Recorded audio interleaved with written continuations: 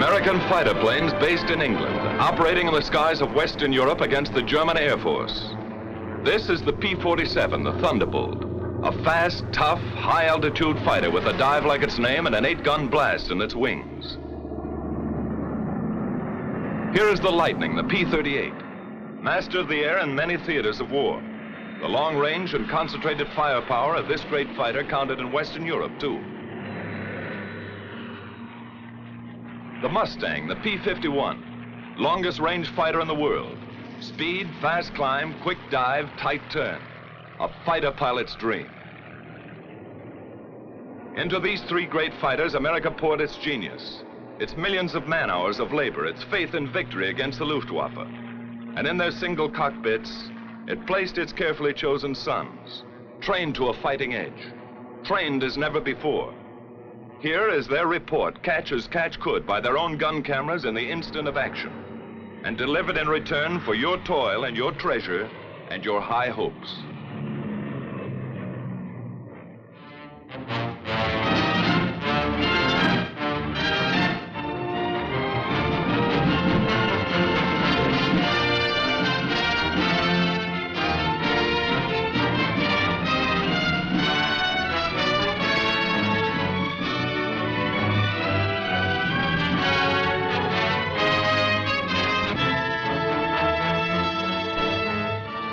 This is a Thunderbolt base in East Anglia on the east coast of England. One of many such bases from which our fighter planes swarmed up into the far red yonder of battle to the east.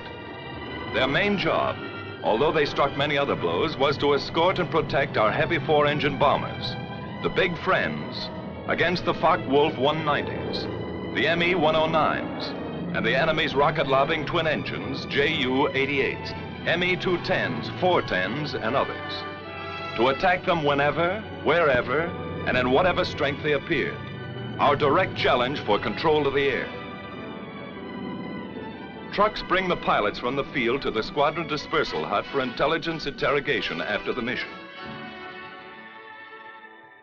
Coffee and sandwiches if they want it. Little action today, just a routine escort. You saw 4 190s on the field. That's right. Kerry saw them, too. I think it was this field, Jack, further west. We made the 180 here and flew about 2 minutes on 340. Well, that's about 15 miles south of Hanover. We thought that field was knocked out. They seem like ordinary American boys, but look a little closer. Now they pile in a Jeep and ride to chop. They have Jeeps enough, but they like it this way. They kid a lot, high-spirited. And later they relax and enjoy the not-too-frequent sunlight. Unless some joker is present, and he usually is.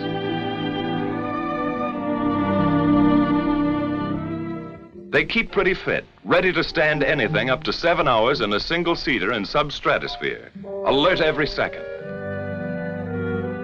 And they keep their eye in. This fellow has 22 destroyed. Well, he may have if he keeps at it. And they won't be clay pigeons.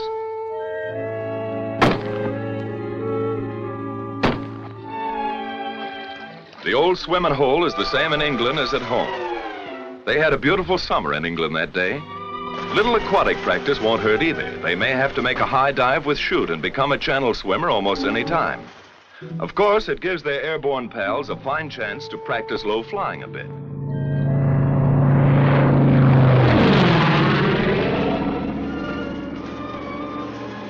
The swimmers take no chances on this buzz job. Maybe they're learning not to get behind the 8-ball here. Put the 6 in the corner. Getting in shape for Wimbledon in a small way. Good shot. Keep your eye on the little white ball, Eddie. Keeping up with their crooning, naturally. May need that in the good old by and by. Everybody's favorite newspaper in this town. What goes on in New Guinea, China, and Luzon? What's happening at home? Best of all is their comradeship. Fellows who are trusting one another with their lives in this teamwork war learn to be friends. Somewhere else in England, and another day, from deep sweeps into enemy territory, a weather reconnaissance plane flies in. Its reports are cross-checked with many others, writing the destiny of today or tomorrow in atmospheric pressure lines. Fair in this theater means not impossible, and weather is almost enemy number one.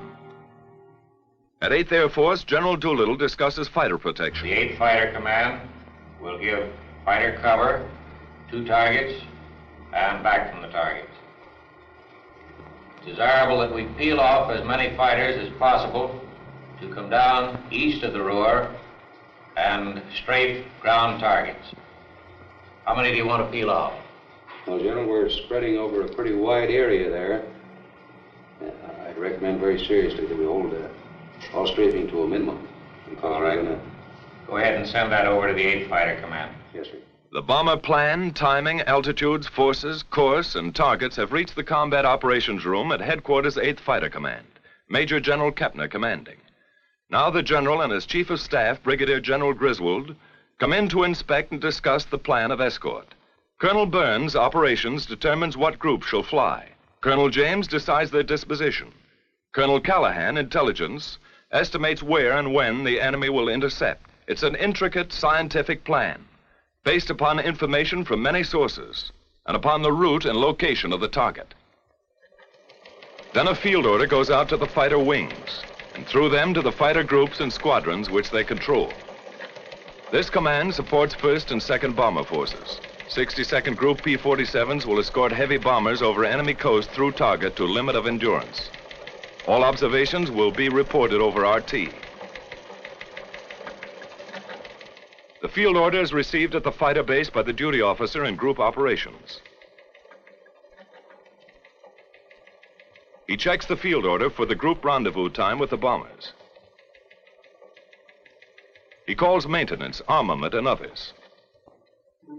And in the still dark hours of the morning, a squadron intelligence officer shakes the pilots out of their deep sleep.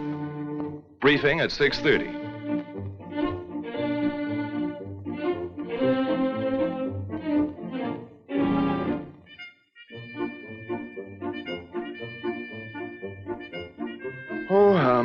Why can't they fight the war at a reasonable hour?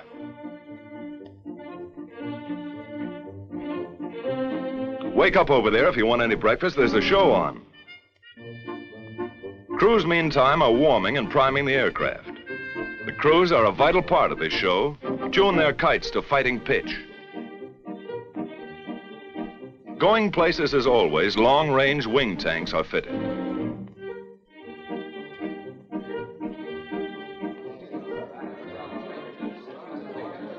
Now briefing and everybody present. The colonel comes in. These fellows are veterans of many missions, so he gives them the essentials without ceremony. Okay, boys, today we're going to escort 10 boxes of bombers, 36 ships to each wing. We're on the front end of the 1st Task Force, picking them up in the Mannheim area, around the target, about 20 miles east of Mannheim, at which time we will proceed up to the aerodromes north of Frankfurt, where we will strafe. Now today, I want to use the same system we used the other day. That is, dividing the field up into sections, one squadron only on the field at one time. When the ammunition is expended from that squadron, you'll move up and let the other top cover squadron come down and strafe. Okay, boys, we'll start engines at 8:50, takeoff 8:58 to 9:06, rendezvous with the big friends 11:04, escort until 11:24, strafe until 12:16. The pilots make notes on the back or palm of their left hands. No chance of losing that little memo in a moment of excitement, or not much chance. Okay, any more questions? Intelligence? Intelligence takes over. Gentlemen, you may expect considerable enemy opposition today. The Germans have brought in some 100 single-engine fighters, chiefly 109s, some 190s, to stop the American drive across the Rhine. Watch your flank at the Rhine River and Mannheim, and particularly in the Frankfurt area. Now, after we break escort, There are 4 aerodromes which we marked in red pins. You're free to strafe those aerodromes, but watch out for the flag. There are probably about 30 guns on each airfield. Send a flight down to silence the guns before you attempt to hit the planes on the field. Then time check. A minute is a long time for an air fighter. In 10 seconds, the time will be exactly 0658. Good luck, man.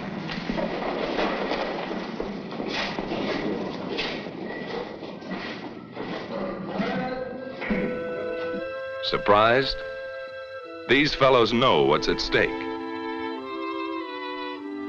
Each man takes his emergency kit and empties his pockets. A scrap of paper might tell a big story to enemy intelligence if he has to bail out. Last but not least, each pilot picks up his chute and rubber dinghy on the way out. 20 minutes before takeoff time, trucks bring the pilots to their planes. The group leader gives his own flight special instructions. Techniques are proven and fairly standard, but they're rugged individualists, these fighter boys, and each leader has a few ideas of his own. All right, let's get aboard. Helmet is not only for warmth, it holds radio earphones too. Oxygen mask contains the mic. No hands to spare on this one-man kite.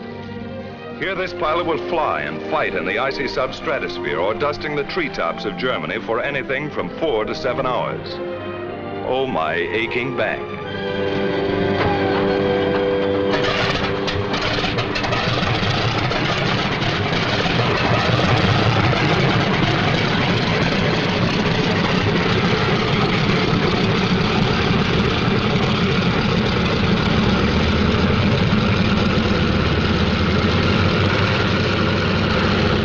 All clear? Let's go. Takeoff by 2s on the quarter minute. Element leader and his wingman. Expert takeoffs and landings are a point of pride with every squadron.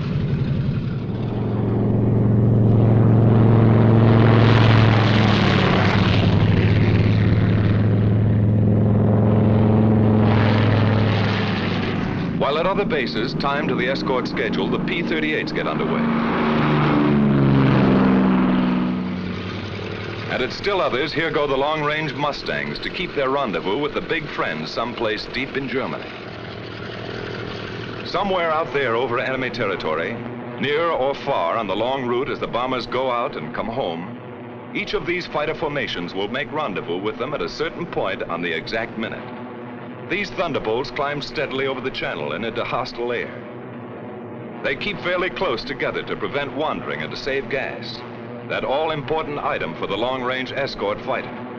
He can't borrow a couple of coupons over Frankfurt or Cologne. Now they open up into battle formation, fairly line abreast. Each pair, leader and wingman, never willingly separated, is a combat element. 4 planes are a flight, 8 a section, 16 a squadron, 3 squadrons a group.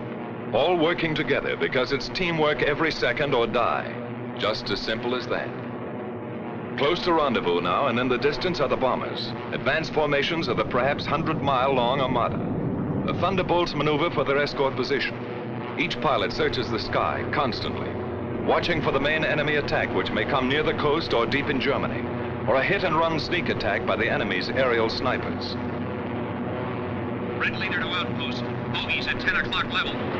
Outpost to red leader. Your bogies look like friendly Spitfires. But these black darts are not friendly. This is red leader. All right, men on the ball. This is it. 109's at 9 o'clock. Yellow leader to outpost. 1-5 Wolf coming in. Outpost to red leader. Can we get them? It's our turn, Chief.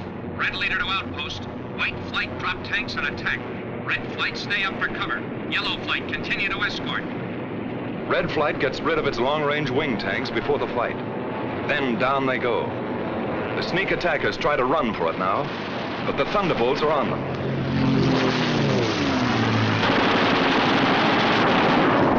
With the touch of the finger on the stick, a camera and 8 machine guns are put into action.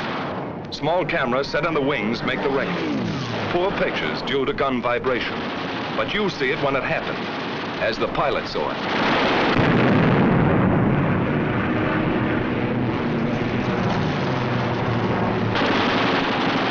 The armor armor-piercing incendiary 50 caliber ammunition makes a flash when it strikes, and how it strikes.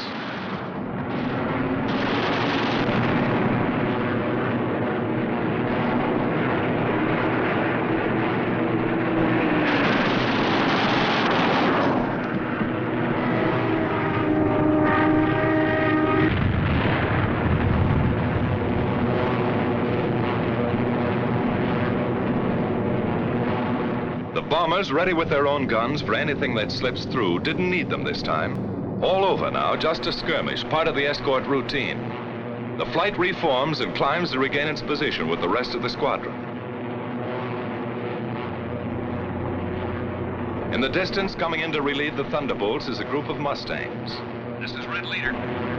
Okay, men, it's time to break escort. Mustangs coming in at 8 o'clock. The Thunderbolts break escort. They head for home, watching for every possible strafing target on the way. The Mustangs, far in the distance, sweep the surrounding sky as they come in. Next to the belly or wing tank, which doubled the fighter range, the most important feature of long-range fighter escort was the relay system. Because of differences in bomber and fighter speeds and the need of much weaving, fighters used up their time and distance almost twice as fast as the bombers. Thus, the same group of fighters could remain with the bombers only 25 to 40 minutes out of a 6 or 8 hour mission, going and coming. And 1,000 fighters might be needed to keep anything from 40 to 100 on the job at all times. While the enemy could strike with 250 at any point he selected, our fighter groups had to relieve one another at rendezvous points all along the route, like this. Simple in diagram, but difficult in the limitless, often weather-blinded spaces of the enemy air. It took planning, leadership, and most of all, it took individual fighting skill and courage to match the enemy's tactical advantages. Forewarned an hour and a half by his radar as our bombers gained altitude over England, he had plenty of time to mass his fighters at his chosen point of attack and to outnumber our escort at anything from 2 to 1 to 10 to 1. This captured film shows how quickly the 109s and the Focke-Wulf 190s got into action. They were as grimly determined to stop these great daylight thrusts into their industrial heart as our bombers and fighters were resolved to press them home to the hilt.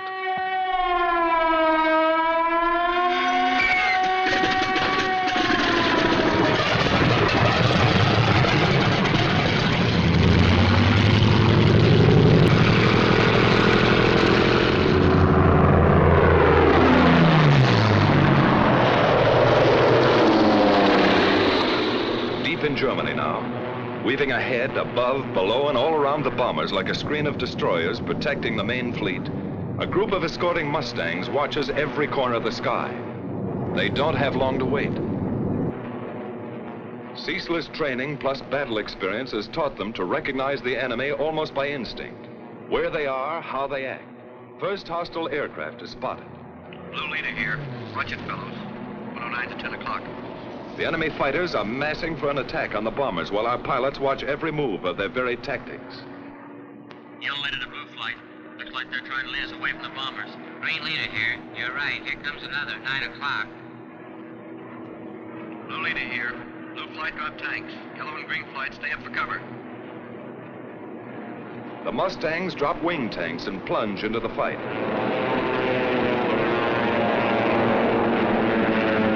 The head-on dive through the fortress's formation is a favorite. So fast sometimes and so many, our fighters cannot head all of them off. The Huns make a sneak attack on our bombers from behind. Some of them get in close, as this captured enemy gun camera film shows, and hammer our bombers with their 20 millimeters. It's punishing, but they shall pay. The Mustangs are in the thick of it, and the battle ranges all over the sky as other formations join in.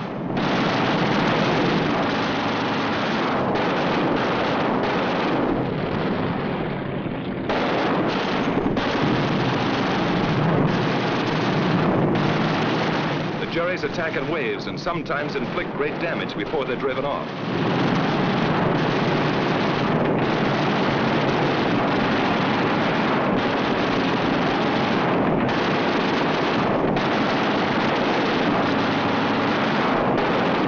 A B-17 catches fire and goes down in flames. The German pilots are determined. So are ours. To the death.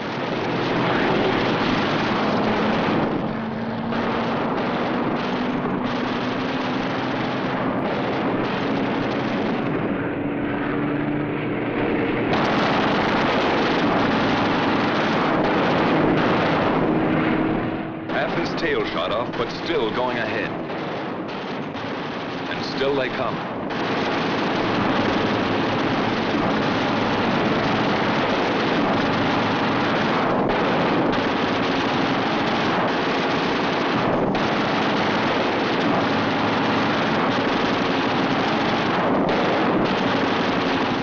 We lose another, but they cannot stop us. Our fighters, often heavily outnumbered, engage the enemy all over the sky. And this battle is only one of many. Day after day, month after month, Mustang, Thunderbolt, Lightning against the ME-109s and the FW-190s. Our fighters attacked, attacked, attacked. 2 into 10, 6 into 50. They broke up the enemy's mass assaults. Then his shattered flights were pounced upon and destroyed individually. Our victory column soared at the rate of 4 to 1. Great and gallant days they were. Many new aces, many empty places. Victory, victory, death, victory, victory.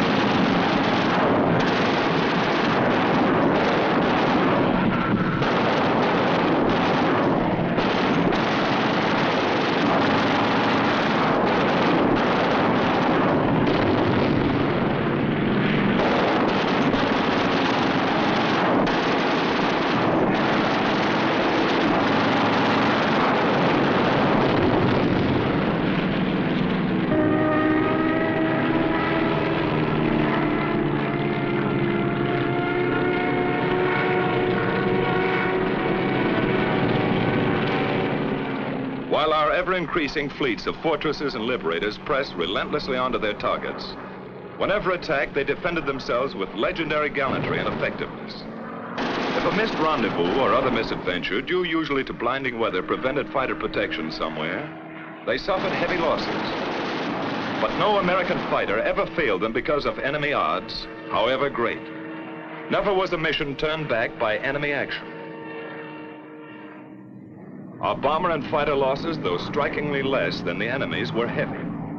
But the home front sent us more bombers and fighters, and more well-trained pilots, and our fleets grew mightier by the month. But the enemy first-line operational strength was maintained also. The great air battle of Europe was still undecided. In February 1944, there was a sudden change. Our fighters were ordered to range wider, even at some risk to the bombers, to seek the enemy instead of waiting for him, and above all, to follow him to his destruction. A gigantic fighter battle raged across the European skies with victories by our fighters alone of 60, 85, over 100 destroyed each day. The fight came down from almost invisible heights to the final decision, perhaps only a few feet above the ground. Enemy warplanes of every kind and in fantastic numbers were splashed all over the landscape of northwestern Germany and occupied Holland, Belgium, France.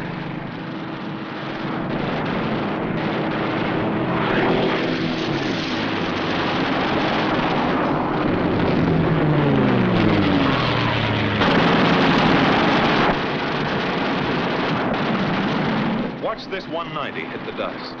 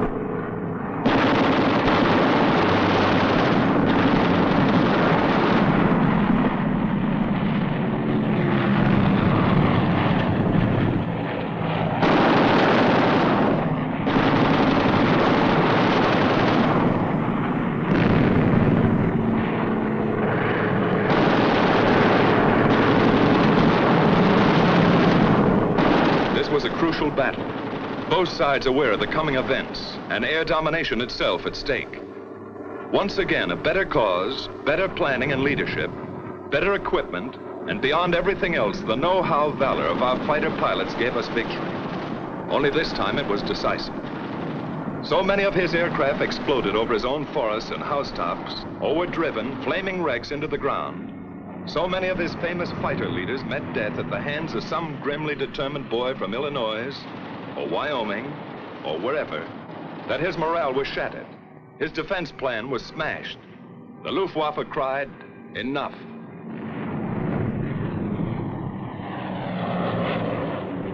And the day arrived when a huge 8th Air Force bomber mission with full fighter escort was flown to Berlin and back in good weather without challenge by a single enemy fighter.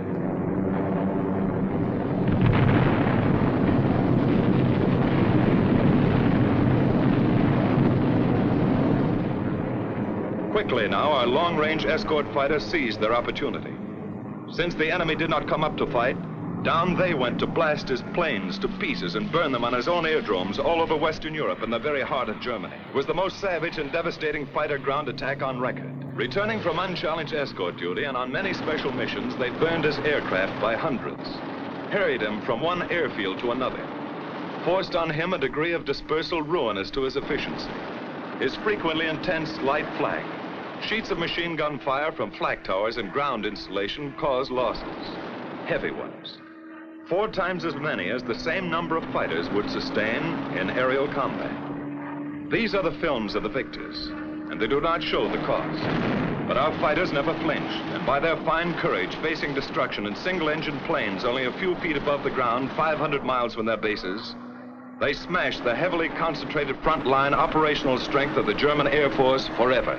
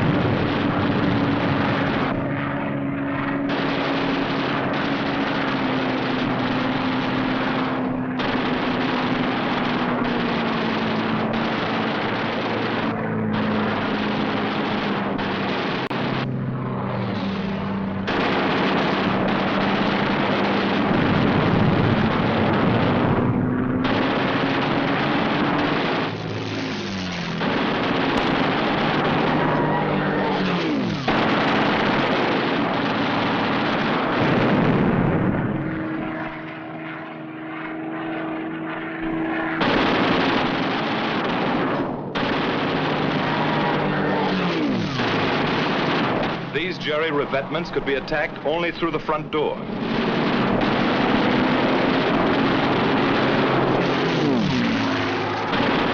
These copied Allied Invasion Day stripes failed to deceive our pilots.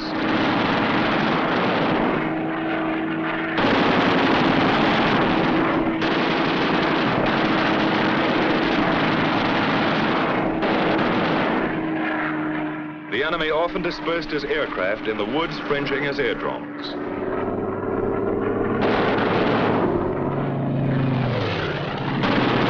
Always open season on this kind of sitting duck.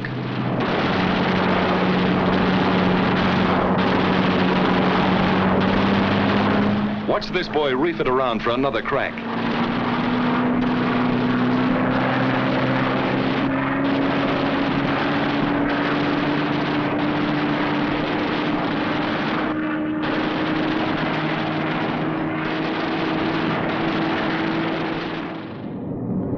The steady, relentless bombing of Germany went on without ceasing. Against the enemy's occasional desperate efforts to intercept, we maintained fighter escort every step of the way. But the sky was ours, and another great opportunity was ours. His teeming, widespread, intricate transportation system. Feeding and supplying the great armies which he counted upon to throw our invasion forces back into the sea. Then something happened.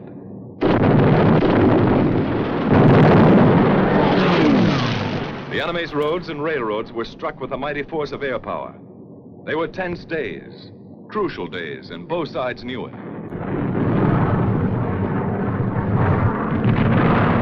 Our fighters, freed by their bitterly won victory in the air, became a dominant factor on the ground. These thunderbolts are dive bombing. They strike home. But by far the greatest, the almost paralyzing destruction they inflicted was by the burning, hard-hitting fire of their 50 caliber guns. They exploded locomotives by the thousand and burned freight cars in uncounted numbers. No train in daylight hours was safe. No marshalling yard a haven. The enemy's desperately needed rail transport system was shattered all over the map.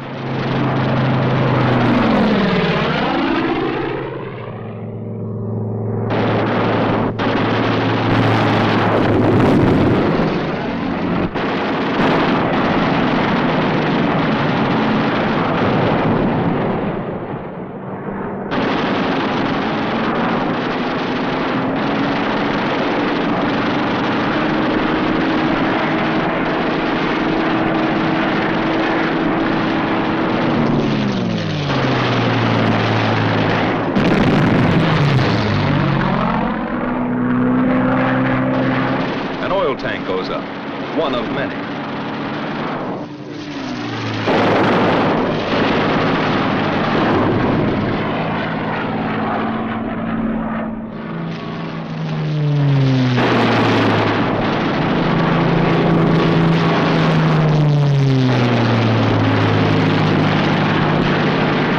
No mistaking gasoline when you hit it.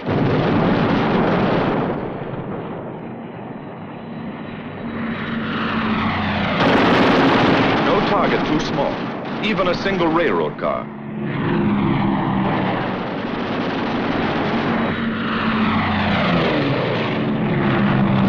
The Hun tried to hide his trains in the woods, but it did not save them.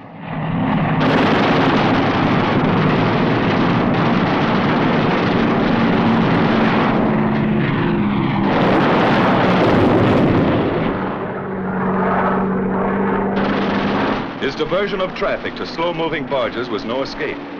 The hail of our fighter fire swept the canals.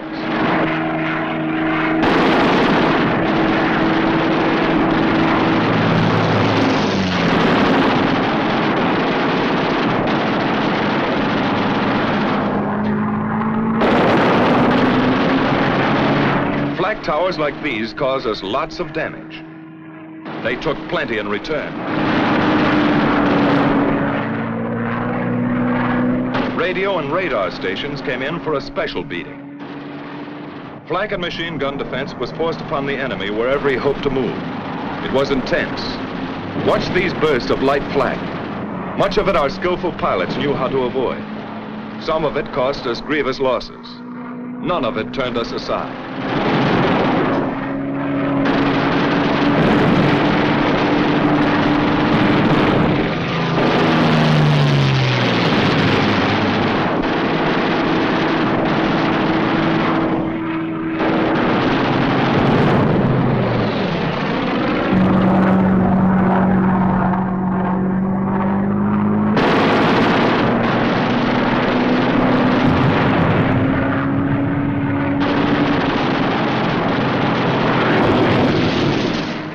ammunition tried to run the gauntlet in vain. Watch this staff car of a high German officer. Was it Rommel? Could be. At the same time came such a scourge of road traffic as never before known. The enemy could move his convoys effectively only at night, was delayed and destroyed wherever he turned the wheel. What did this mean to the German armies in the West? How did it count on Invasion Day and the Battle of Normandy? Here is the picture of the enemy's transportation system as he was able to take it into the crucial test. Yes, this is the report our fighter pilots send back to you. The great armadas of our bombers sailing unhindered through the enemy air. Our gallant armies driving ahead without having to keep one eye cocked over their shoulders. Their gun emplacements unobserved.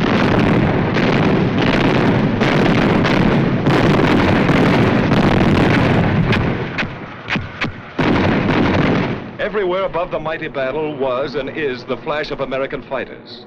The Thunderbolt, the Lightning, the Mustang. The Germans see them deep in their own sky and cringe. Our men see them above the grim fight and cheer. There are remembered names in the mess halls. Major Gerald Johnson, a crack shot. Major Goodson, gallant fighter. Major Dwayne Beeson, great tactician. Captain Eugene O'Neill, one of the best. Major Don Gentili ran up a flaming record. Colonel Don Blakesley, great leader of 4th Group. Major Walker Mahurin, one of the first and best of the great aces. Major Bob Johnson in all his victories. Lieutenant Colonel Gabreski, with a great career. And Colonel Hubert Zemke, famous commander of 56. A score of victories or more on the records of them all. Duncan, Schilling, Pretty, and many, many others. But this is not the story of our heroes. It belongs to all our gallant fighter pilots who in the decisive hour smashed the Luftwaffe and gave us freedom of the air.